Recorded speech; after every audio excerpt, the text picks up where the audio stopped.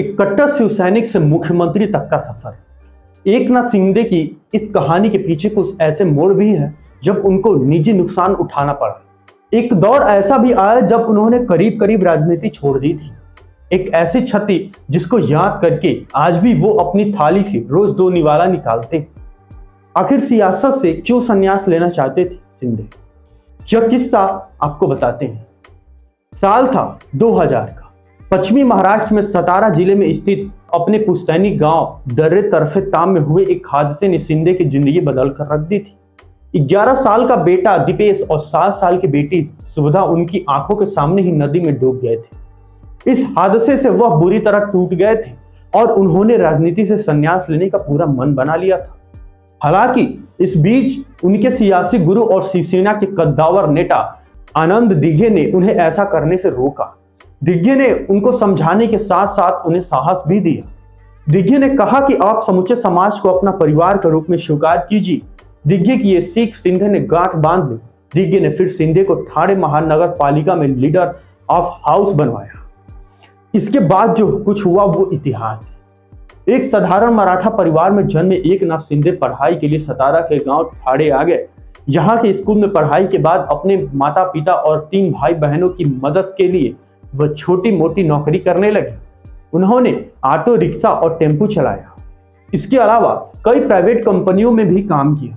पिछले कुछ महीने में उनकी बगावत के बाद उद्धव ठाकरे के नेतृत्व वाली शिवसेना की तरफ से उनके ऑटो ड्राइवर वाले बैकग्राउंड का इशारों में जिक्र करते हुए तंज किया गया। शिवसेना ने सवाल पूछा था कि क्या बीजेपी उन्हें सत्ता की शीर्ष कुर्सी सौंपेगी, लेकिन शिवसेना के जमीनी कार्यकर्ता से पार्टी के बड़े नेता का सफर तय करते हुए वह शिवसेना की सबसे बड़ी बगावत के नेता बन गए। 58 साल की उम्र में वह महाराष्ट्र के सीएम की कुर्सी तक पहुंच गए। 2014 में फडणवीस सरकार और 2.5 साल की महाविकास आघाड़ी सरकार के कार्यकाल में उन्होंने पीडब्ल्यूडी और शहरी विकास जैसे बड़े मंत्रालय संभाले। शिंदे के प्रशंसक उनकी नेतृत्व क्षमता और आपदा या इमरजेंसी के हालात में आगे बढ़कर सब कुछ अपने हाथ में लेने की तारीफ करते हैं। शिंदे के पुराने सहयोगी विलास जोशी कहते हैं, चाहे चिपलून या कोल्हापुर की बाढ़ के दौरान रेस्क्यू ऑपरेशन में शामिल होना हो या बदलापुर में 2020 में पानी से घिरी ट्रेन में फंसे यात्रियों को निकालना, शिंदे साहब हर जगह पहुंचे और खुलकर मदद की। शिंदे का समर्पण की भावना का जिक्र करते हुए उनके सहयोगी कोरोना काल में ठाणे के सिविल अस्पताल के दौरे को याद करते हैं।